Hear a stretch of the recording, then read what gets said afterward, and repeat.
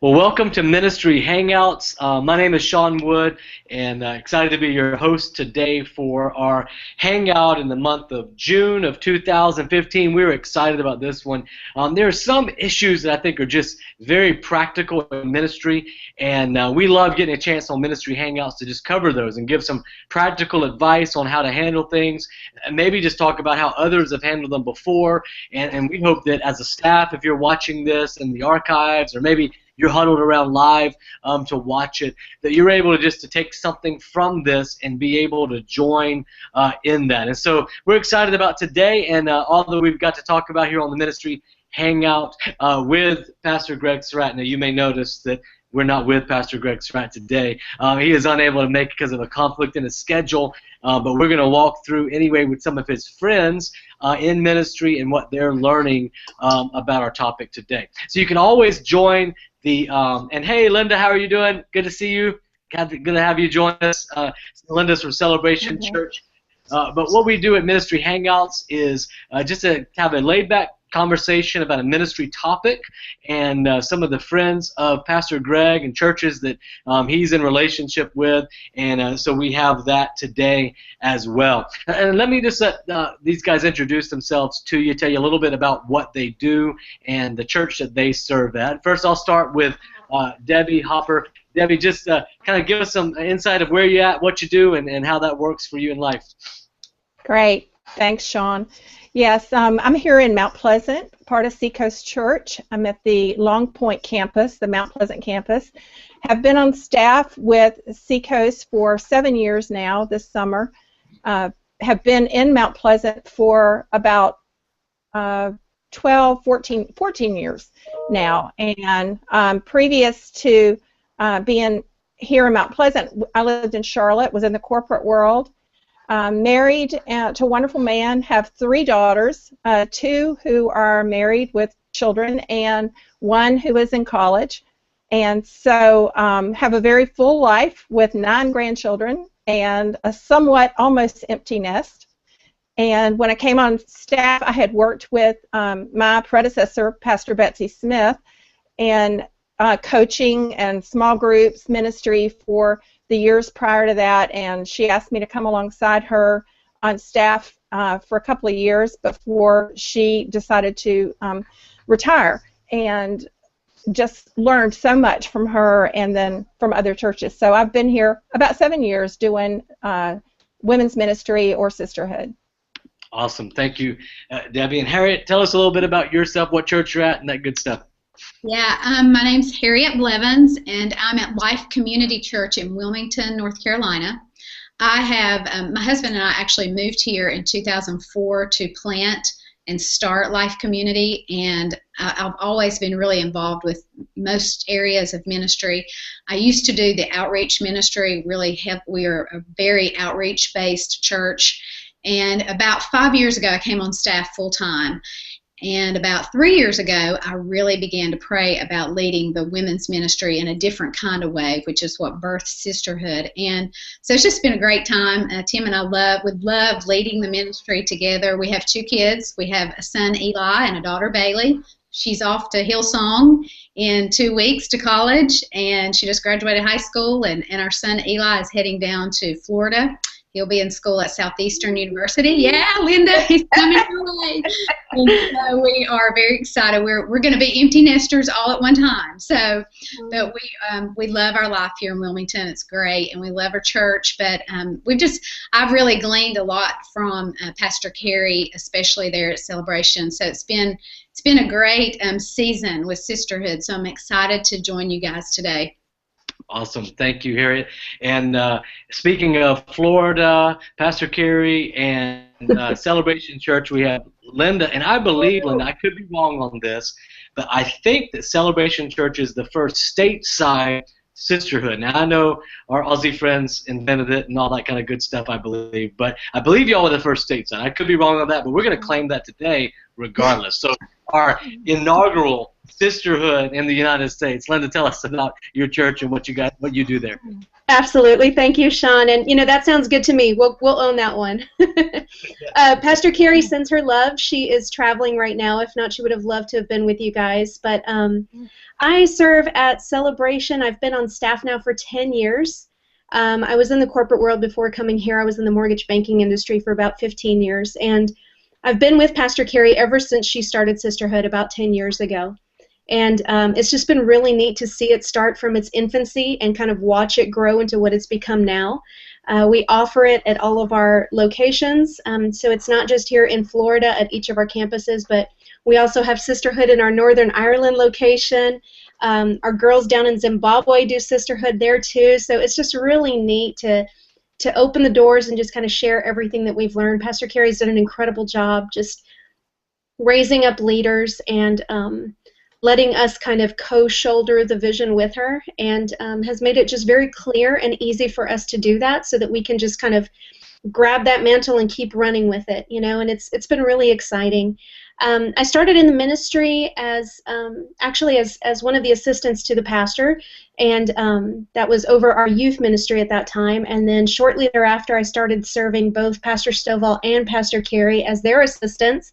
So I've been working together closely with them for quite a few years, and a couple years ago, I guess, is kind of when I started moving around and working with our serving team's son, working with our content development team. I'm a writer too, so I do a lot of the copywriting and that sort of thing for the church. But I've been full-time in Sisterhood for about 1.5 years now, but have been together with Pastor Carrie ever since the beginning. So it's really awesome to be with y'all. Thank you for your time, and love doing stuff like this. So I'm looking forward to learning from y'all too and seeing how it looks and how it manifests itself across the board.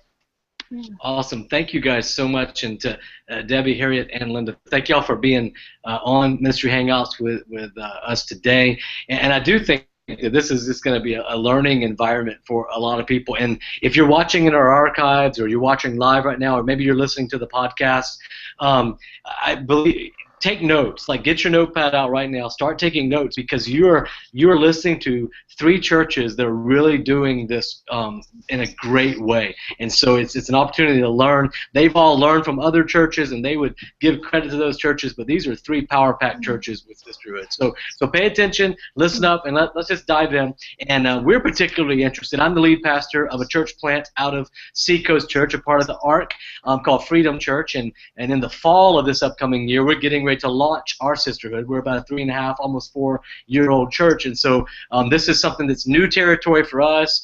We just got in a facility for the first time and really have the ability to do it. And so our ladies are taking notes, I know, watching today, and excuse me, and I'd encourage you to do so as well. So I remember, and Debbie, I think this was in that transition that you were talking about at Seacoast between you and Pastor Betsy, but I think you were on the team already. I remember when we had this kind of realization in a meeting one day, as we were talking about leaders and leaders that were in our leadership pipeline, and leaders that were knocking it out of the ballpark, and leaders that were going above and beyond, and high capacity leaders. And there was just something that kept happening over and over again that we noticed. There were a lot more women than there were men on that list. Like, we just started noticing that, and we were like, wait a minute, let's dig in this a little deeper. And I remember Pastor Greg coming in one day and going, you know who we need to learn from and where it's happening is in our women's area. They are just knocking it out of the park. It seems like women really do kind of rally around the vision of the church. They get it maybe a little quicker, and I'm saying that. You don't have to say it. I'm saying as a guy. See, they get it a little quicker. But why do you think that is that you see in a lot of churches that we'll call it women's ministry for right now, and we're going to talk about in a little bit what's different between sisterhood and maybe old school women's ministry. But what is it about this new era of women coming together that they rally so well? Debbie, what was happening at Seacoast that made that epiphany happen for Pastor Greg even? Well, I do think it's a great observation. I think that all genders and groups of people love to gather in a mid-size or a large gathering. There's an energy and excitement whenever the men get together, whenever couples get together. But I do think you're right that women maybe get it a little bit quicker about community, and we're wired for community. We've always, if you go back to Old Testament days or even pioneer days, women did community in their families and in their tribes really well. So maybe we're wired relationally, and so connection is a little quicker and easier.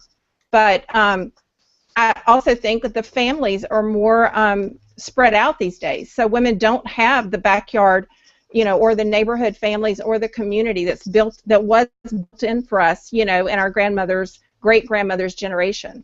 So our family, becomes the church, which is a great thing. That is awesome. Harriet, what about you? Do you see that dynamic at Life Community? I mean, do you guys experience that at all? Absolutely. I actually think we do have a lot of people that have moved into the area, and like Debbie was saying, they don't have, I don't have immediate family here, and so we rely on our community and our church family so much to be part of that and to be what we need just for day-to-day life. And I began to look around here and realize that we had a lot of small groups, we had a lot of women gathering, but it was more for kind of mom's play dates and coffee, and it was maybe a walking club, or it was things like that.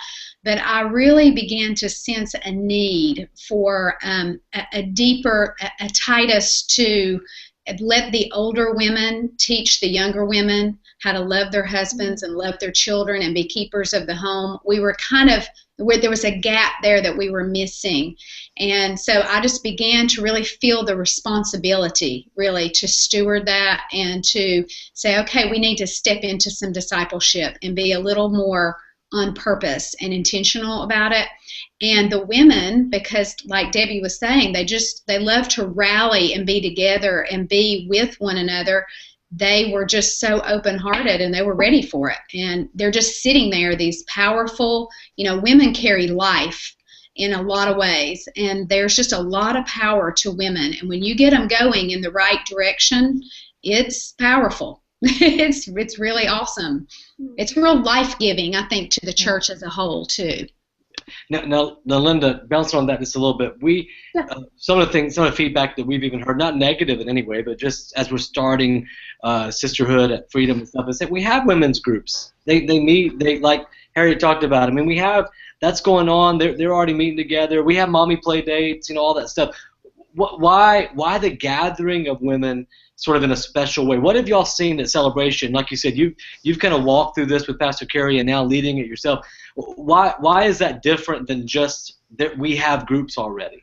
Well, women have leadership ability on the inside of them. We are leaders, and it's a beautiful thing. I think where we are just in the time of the church right now, we're also surrounded by several other male leaderships. I know I can speak at Celebrations Church. Pastor Stovall really values the unique contribution that women make to leadership.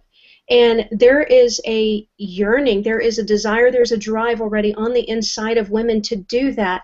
If we can create the environments where that can happen, we will see the leadership capacity lifted off, and women will step into their place to come alongside the male leadership in the church and really be everything that they're called to be, and just really leave their unique imprint.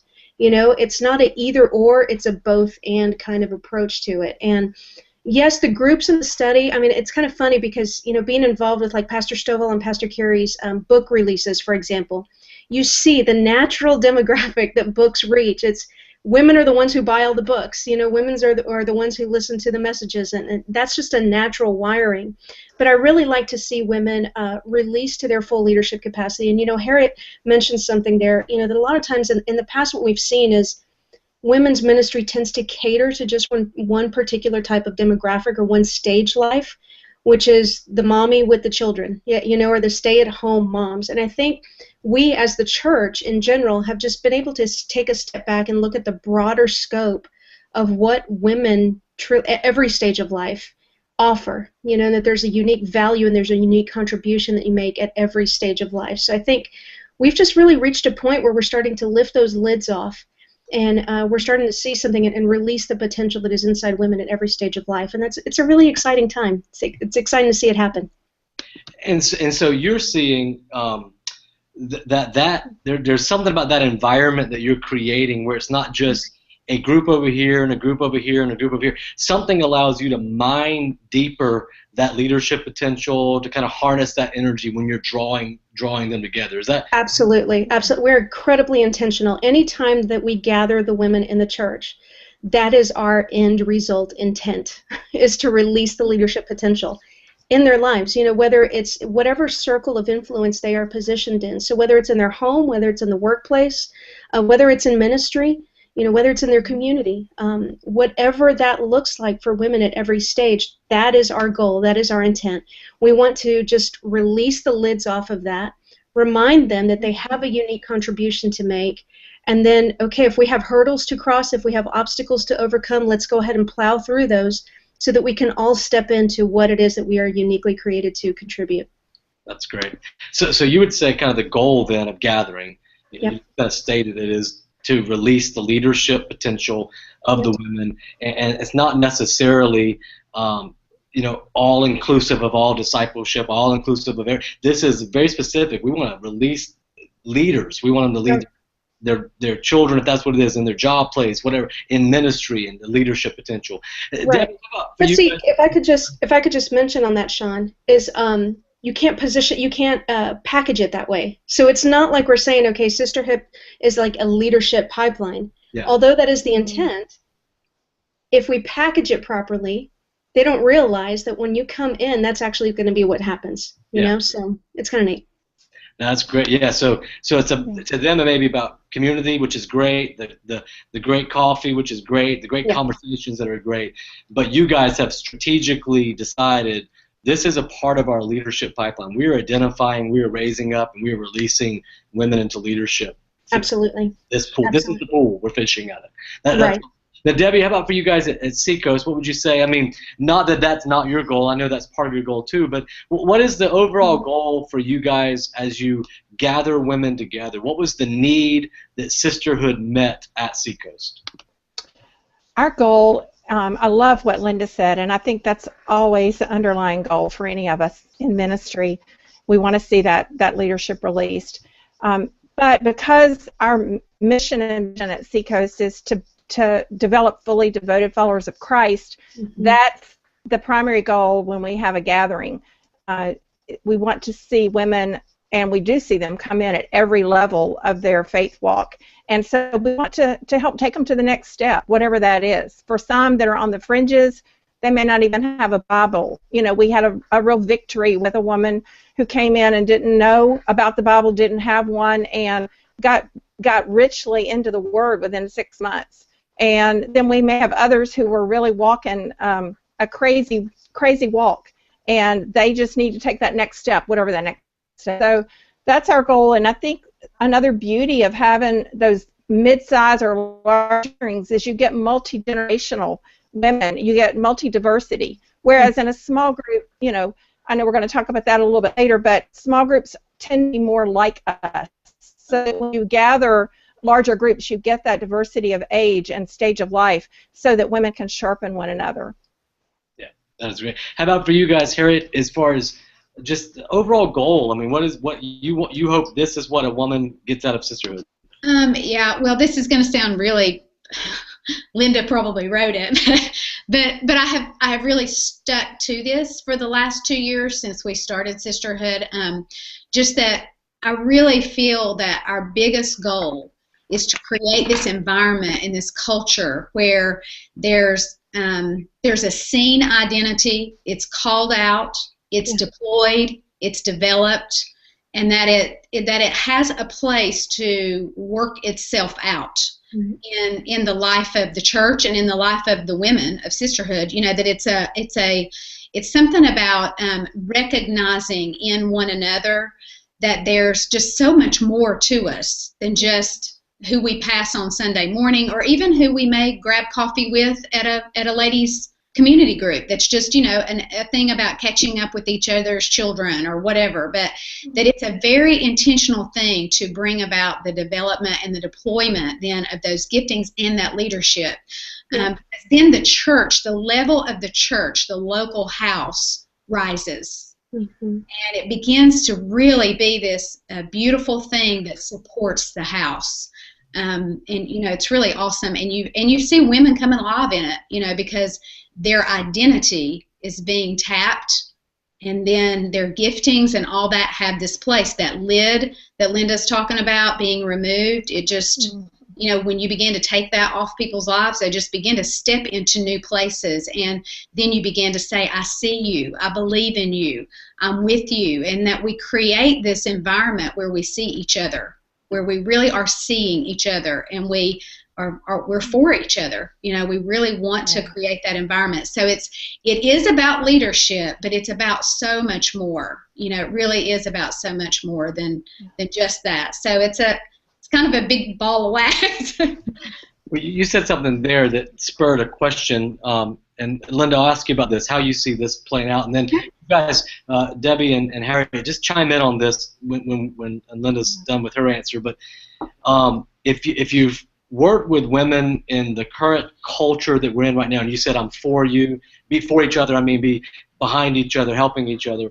I mean, if you've done anything, if you read any blogs, you know there are culture wars out there right now among women, whether it be, you know, the stay-at-home moms versus the working moms. I remember back in the 80s, I watched this movie, The Outsiders. I don't know if anybody else watched that, but these two rival gangs that battled. And I feel like in women's culture, there's a lot of that now. There's, you know, what birth plan did you choose, and what didn't you choose, and what do you do as far as this and that. And there's just a lot of battling going on. And then a lot of times I find that then you got another movie that comes in as Mean Girls, and so all of a sudden Mean Girls and Outsiders come together, and there's a lot of that. How does Sisterhood help with that, one, Linda, but also how have you guys kind of tried to not change the culture necessarily, which we are change agents, but also not fight against it in some ways? Do you do nighttime sisterhood and daytime sisterhood? Do you play into any of those kind of things just to say that's not the battle we want to fight right now, or if we can get these women together? How does that work out? Absolutely, yeah. It's definitely not a battle that we even engage in. We're aware of it and we mention it, but we champion being in each other's corner. Like that, you hear it through our messages, you hear it in our value statements. That is one of our top 5. Like we value being in each other's corner. And one of the things that Pastor Carrie has always been just so fantastic at establishing, ever since I can remember starting in Sisterhood with her, was she really places a high value on relationships, but having the right type of relationships, and how we as women should all have 3 types of relationships. That's people that we can reach up to, people we can reach out to, and people we can reach back to. Every single one of us needs to be surrounded on all 3 sides like that. And I think it was, maybe it was you, Harriet, that mentioned, you know, setting ourselves up for generational strength that way. You know, and that kind of has a way of just tearing down that wall completely when you realize, you know what, we're not in competition with each other. That's not what this is about at all. We are here for one another, and we need each other, and we actually make each other stronger that way. I need those who have gone there before me, you know, that have trudged through the snow. I need a model in life that I can kind of see. Okay, empty nesters. You know, my kids are 9 and 7 right now. I'm looking to the empty nesters to teach me how to do it. I want to see that modeled well. I need people in my life that I can reach out to. You know, the girls that we hang out and that we go shopping with and have coffee with, and just iron sharpening iron. And then we should all be looking back to see who's coming up behind us that we can pull up, that we can lend them our shoulders to stand on.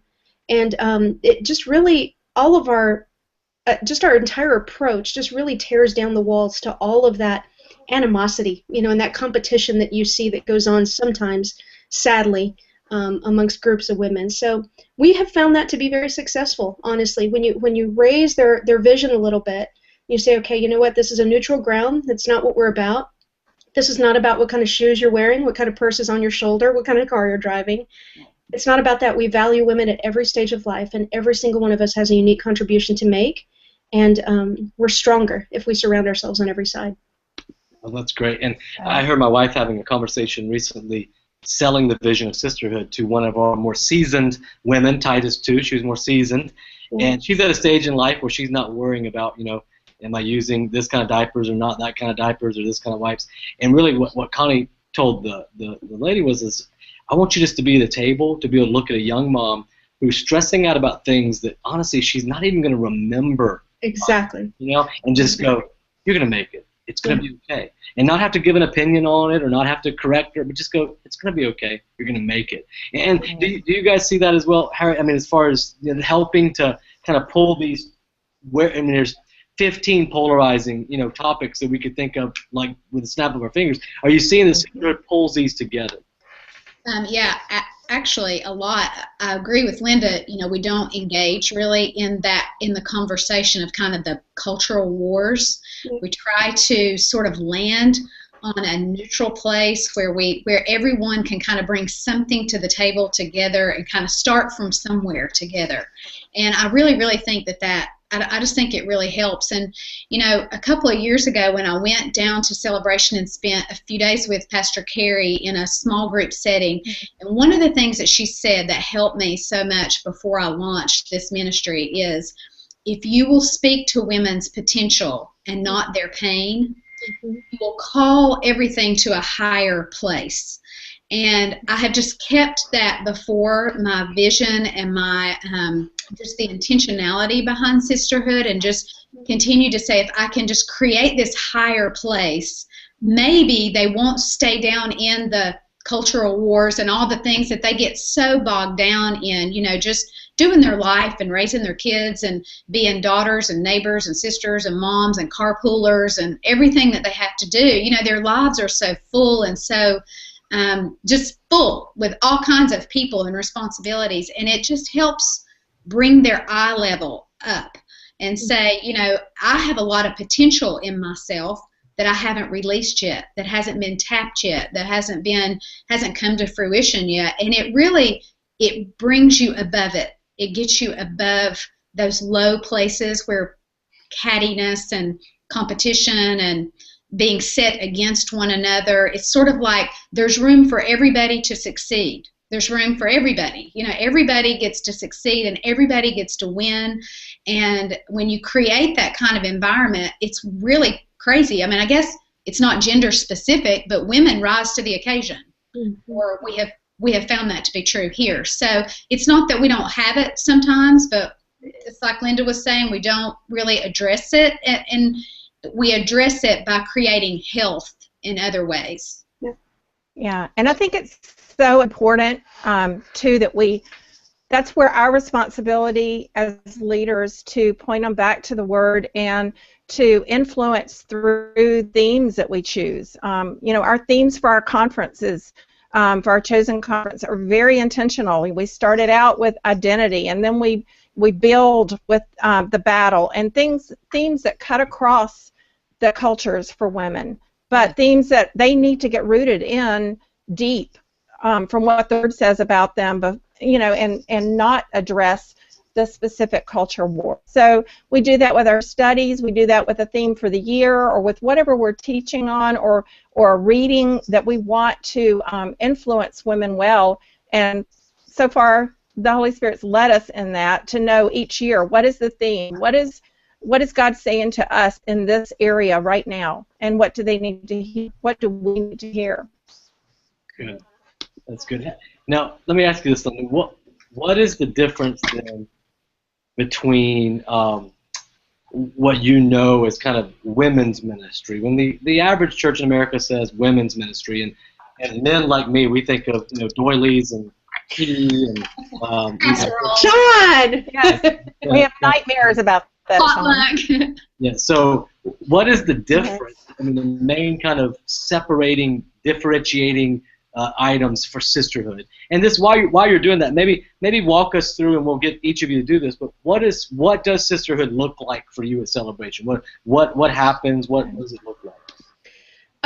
Okay, great. I'll start with the whole, what is, the ministry versus sisterhood. So when you think of women's ministry, this is, again, I got this from Pastor Carrie. Okay, so when I think of women's ministry is more like a program that you're putting into place that women in your church then have to fit into. If you limit it to a gathering, then what we're basically doing in communicating to the women in the church is, if you can't make it into this gathering, then you're not a part of the women's ministry. And that really has a way to box it in and kind of puts a lid on it. our approach to it is not so much creating a program that women have to fit into. It's more so looking across the field of our church, like who has God placed in our field? Who are the women in our church that God has entrusted us with, and how do we now minister to them specifically? How do we release the potential on the stay-at-home mom, on the college student, on the high school girl? How do we release it in the first-time married, early singles, the empty nesters, all of those different stages of life? So that is probably one of the biggest differences that I would say differentiates it. It's also, if I could kind of say it this way, it's being values-driven versus it being events-driven. And I think for us, that is definitely one of the biggest differentiating points. We lead according to values. So everything that we do within Sisterhood, it's not just focused on the event and on gathering people together for an event. It's based on what kind of women do we want to see emerge on the other side of Sisterhood. So if we're doing this right, and if we're being effective with whatever kind of equipping we offer, with any kind of discipleship we offer, if we're being successful with that, what does that woman look like on the other end of this? And that's really what we focus on. So focusing on the values instead of events, and focusing on who God has placed in our field instead of creating a program that women have to fit into, that really releases us to broaden the scope of our reach and make sure that it's a big net and that we're not isolating any particular demographic. Does that make sense? That's great. That's very good. Now, as far as that, what does Sisterhood look like? As you said, it's not event driven, but I know there's a gathering around it. And then what are the kind of cafeteria options for women as far as getting involved in that? Sure, absolutely. So we definitely do have the gatherings. There are typically 3 semesters throughout the year, where those are our teaching semesters. And those again are available at every single campus. So we offer those big teaching semesters, usually in the spring, shorter one in the summer, and then again in the fall. That is where we disciple, we teach from the stage. You see a lot of involvement from the women in the church. So like, they are the running the show. Like we have our own Sisterhood teams. They are leading those teams. They're able to release and kind of exercise that leadership capacity within those serving teams. They own them from A to Z. Then we also break out into discussion time at the end, which really helps us to focus on that community element. So whereas sometimes when women gather, they can have a tendency of just kind of coming in, receiving the message, and then leave as soon as it's over. We offer that kind of community setting, so what we call it is table time at the end of our services. So we'll have, typically we'll start out with some worship, we'll start out, with the message, and then we break out into table time, where we have table leaders sprinkled throughout the entire room, and they can just kind of disseminate a little bit what they just heard and take it off of the pages of what just got communicated on this stage and learn how to apply it in a greater sense to their personal life and where they're walking. So that is a very successful thing. I can't imagine not having that. We have groups, that take place in people's homes and out in the community as well. Those are some of the more curriculum kind of driven groups. I think Debbie was mentioning a few minutes ago, you'd have these particular little demographics and, just women who love to kind of gather together and do that. We also have Sisterhood mission trips, where the women come together and they serve locally and globally. So we do several local outreaches together as well as global mission trips together. There's a lot of giving that is surrounding, we come together surrounding particular causes within the community. So even the giving takes on a very unique element within Sisterhood to where we can kind of rally the women together behind a particular cause and show them how their very little together combined as a community of women can just make such a huge difference as a whole, when we combine it all together. We also we cater to these little specific demographics. I mentioned earlier how we look across the field of who has God placed in our field and how do we minister to them. Normally every church, I think, has this. You naturally have these little pockets of groups of women, and probably with men too, that just seem to rise to the surface. mothers of preschoolers is going to be one that just naturally, they find each other, and they just kind of, you have leaders that just naturally rise to the surface. We cater to that specifically. So there's outings, that take place that we kind of connect people to throughout the year. And then those little pockets of women, it's almost like they're sub-communities within the sisterhood community, and they're reaching other mothers of preschoolers. Let's draw everybody in together and see how this thing is done. Let's model it, and this is what we learned. And they're doing outreaches specifically to their communities as well. We have military wives here in Jacksonville. It's a very big military city, so we have a lot of that goes on. So outreach is there to support women who maybe their husbands are overseas, or on the Navy ships and things like that. So that really helps just to kind of focus in on what those community demographics are, and then we are able to point people to them, so that way the gathering itself, the service itself, cannot meet every single need that the women have. So there has to be all of these other expressions where women can find that connectivity with people that are in their specific demographic or age group. But at the same time, when we all gather together as a whole, that's almost like an overflow of what happens grassroots level throughout all of the rest of the discipleship and training and community involvement. Awesome. Now, and do you guys have that gathering? Is it a nighttime and a daytime, or is it just one, or how does that work? We have both, yes. We have daytime and we have nighttime, and that's at our multiple campuses as well. Okay. All of the girls who communicate from the stage are from Sisterhood, so we raise up communicators as well. That's another thing we love to do, is that we give them an opportunity. It's a very safe place where they can kind of learn how to exercise those communication skills. So it's really neat because they hear from their own girls, and it's we sprinkle them around and rotate them through the campuses. Awesome. And then of course Shine. Shine is our annual women's conference. Okay. That just takes that to a whole nother level, to where that's really an overflow of what happens grassroots with all of the smaller things that we do together, and it just kind of overflows from there. Awesome.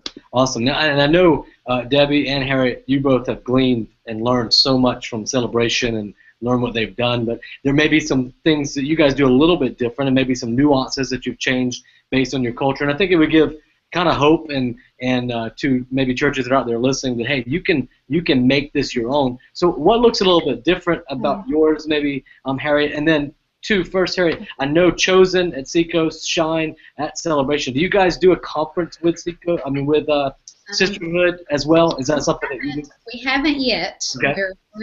The ministry's 2 years old, so we haven't yet. We have usually.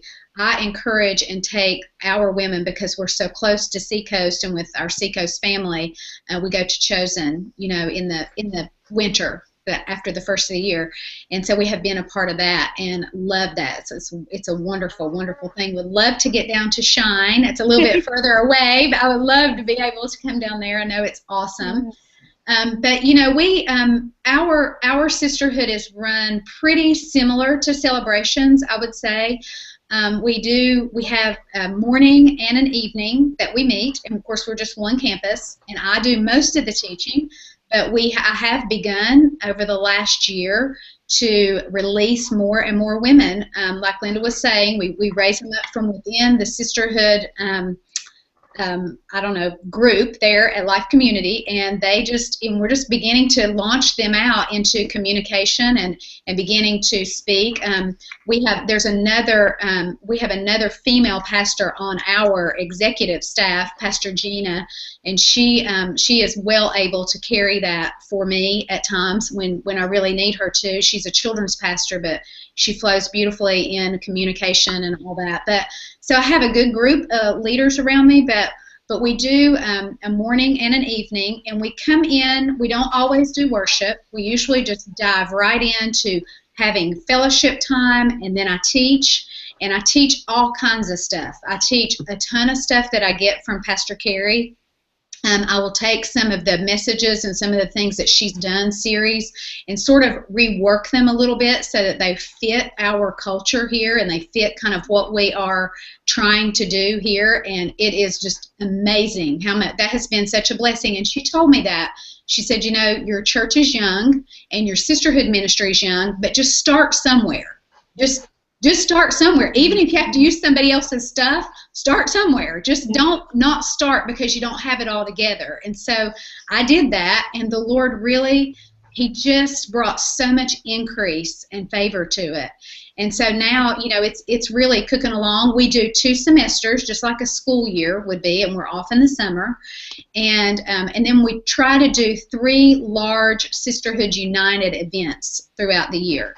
And that's where the morning and the evening crew all come together. And we usually have definitely live worship led by women and a message. And it just ends up, I mean, it's a great night. It's a real celebration, you know, for just either capping off the semester or beginning the semester. So that's kind of it's I'm kind of toying around with some of the how we schedule it right now.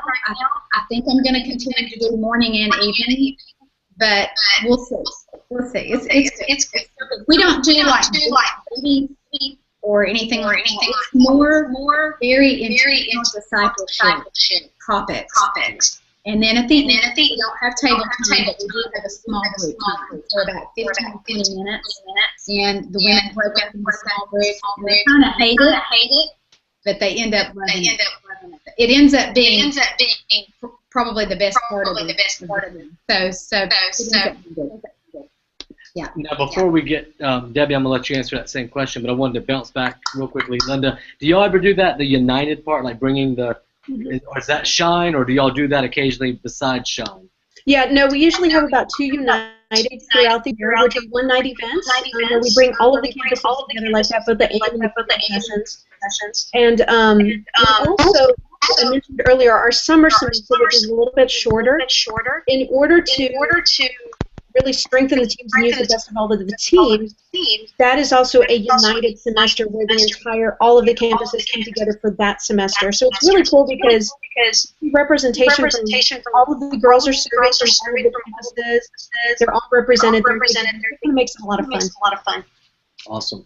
Okay, and Debbie, just give us a little bit, you know, what looks different, what's different about how the way Seacoast does it, and maybe something you can add to that. Yeah. We defined women's ministry as I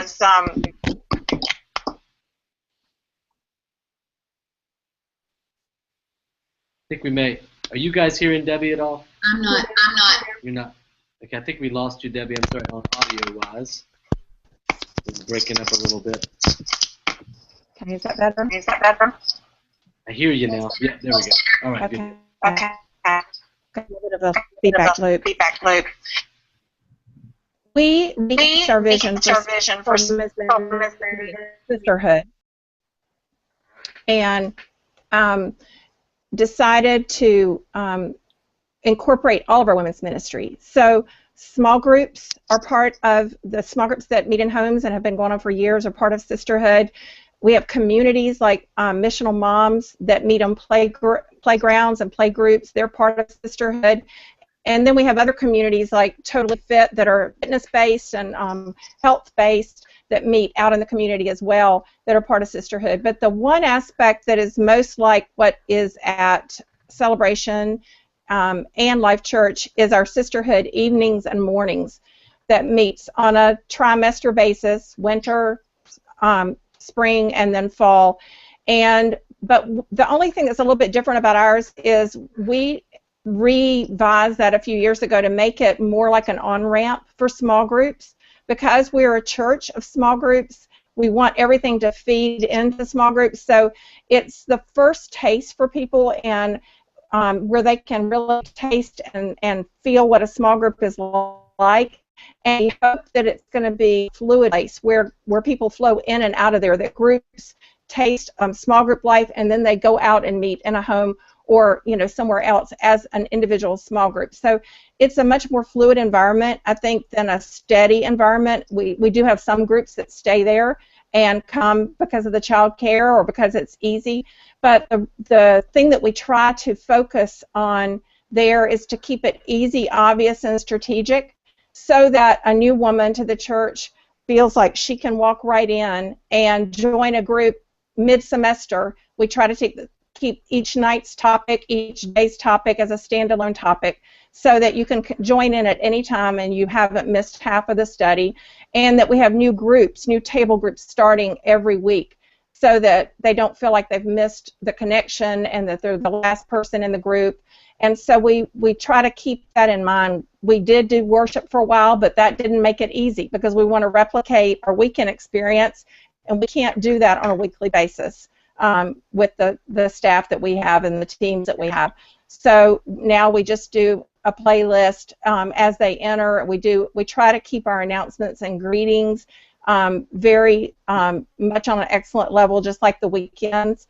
But then everybody's immediately ushered to a small group, and we try to place them, according to their needs or desires, or just however the Spirit leads us. But they watch a video teaching or a live teaching and have a good hour of small group discussion time and prayer time together. So that's how our evenings and mornings might be a little bit different.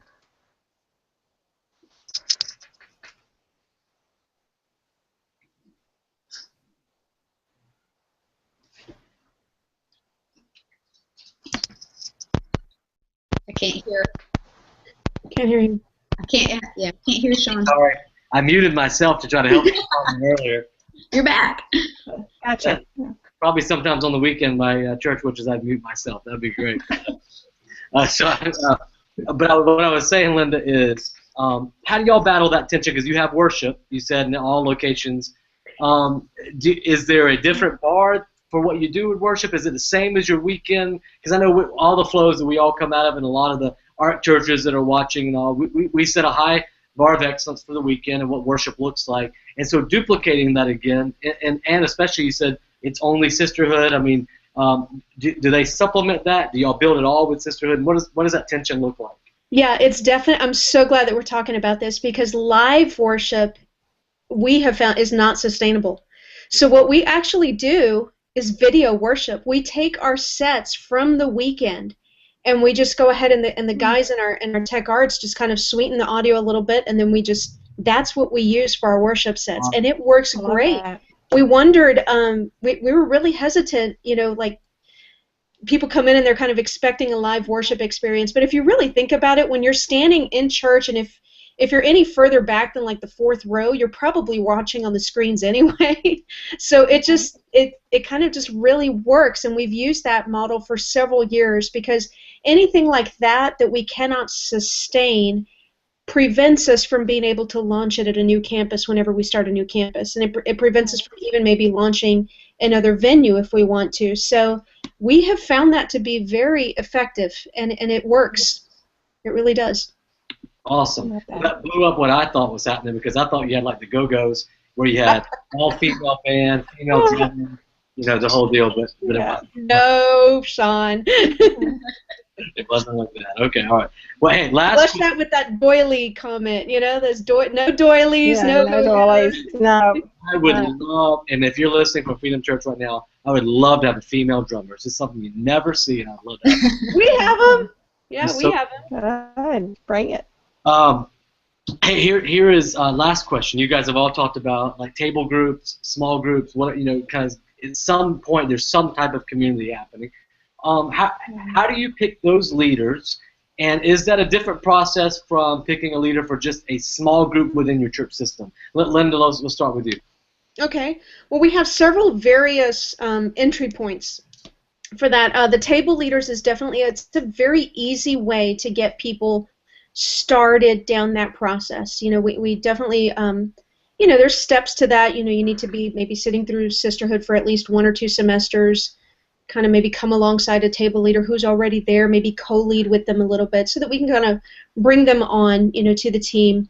So there's various different areas like that. So I would say, like within the actual gatherings themselves, Table leading is a very natural place where that can happen, and we see that grow every single semester.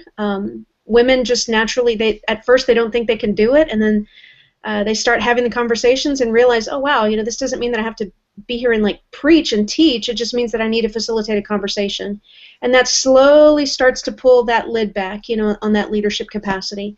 Even just being within the serving teams, we have all of these different, whether it's hospitality teams, setup teams, seat drop teams, all of these different teams, we let them be a part of it. And then naturally, those leaders are just going to emerge from within those teams, and we give them a shot at it. We let them use the gifts and talents that they have and just plug them right in.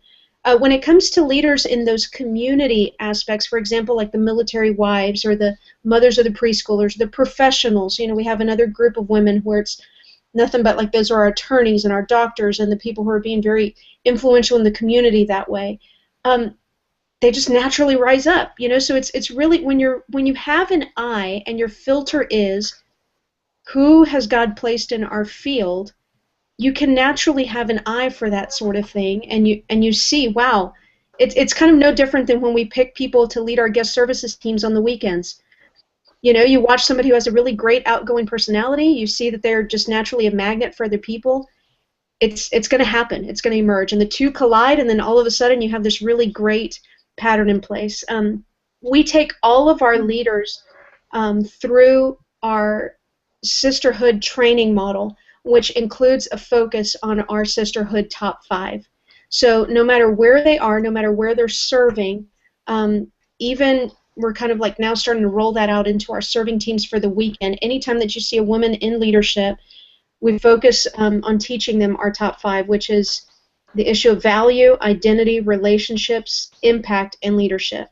So that's our way of kind of depositing that value-driven focus into them, so that they're looking at everything through the same filter that we're looking at. And we have found that once we deliver, again, ministry through the filter of values versus events, it's very easy for people to grab onto that vision and start running with it. And that really releases them. Now they understand, okay, these are the parameters that I'm leading within, these are the non-negotiables, and then these are the negotiables, and it just really frees them to be who they are within the boundaries already set place, for the values of the ministry itself. That's great, and I love that idea of just opening up opportunities, but also the whole, hey, come and sit with this table leader for a while, learn what they do, but then having a little bit lower bar, for lack of a better term, but a little bit lower bar for the table leader, so that you can give people a chance to grow and learn and fail. I love that. How about you guys, Debbie? I know you said it's an on-ramp for small groups for you guys. As you're looking at a table leader, are they going through the exact same process as a small group leader, or is that an on-ramp as well for that leadership pipeline? It's an on-ramp as well, and almost ditto to what Linda said. We look for the same things when you have someone who's interested and passionate, and they have a great attractional element to other women. Then we shoulder tap them and start taking them alongside another leader. And then the only other thing I would add that I'm sure you do at the other places as well is a coaching structure, because we found that if leaders are not shepherded and coached well, that they can only pour out as much as they are getting back themselves. So in every department that we have, whether it's missional community or a small group or a small group within our on-ramps, we have coaches huddles.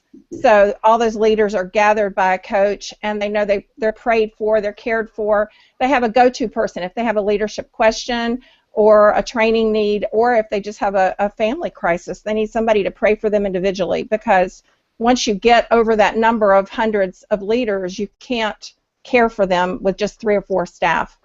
So that coaching structure really helps us in our leadership pipeline. Awesome. Awesome. Great stuff today, guys. I'm sitting here taking notes. I'm trying to host a call and take notes as a participant. I hope that if you're out there, you've been taking notes.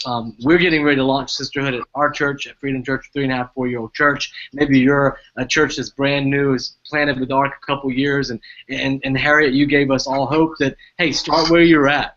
Start where you're at. We're watching, even in your story, Linda, that, hey, grab somebody, bring them alongside of you, and in 10 years, 7 years, they may be the leader of this whole thing. So grab somebody and get with them, and we're seeing the same thing, Debbie, that you were able to come alongside Pastor Betsy and kind of get a new vision too. So maybe there's somebody even out there that says, you know what we did in the past is not bad, but we need a new vision, and maybe you've gotten a new vision for that. So I think each of you have brought just a story that hopefully has helped push someone else's story forward on this weekend. So thank you guys for being a part of it, of the Ministry Hangout today, and thank you for watching Ministry Hangouts. Remember, we got plenty, about 30 of them now archived and on the podcast, and you can take your staff through them, all kinds of different topics. There's almost any topic that you're thinking through with your staff, there's probably a Ministry Hangout for that. And then we'll see you guys on the second Tuesday of every month. We'll see you in July,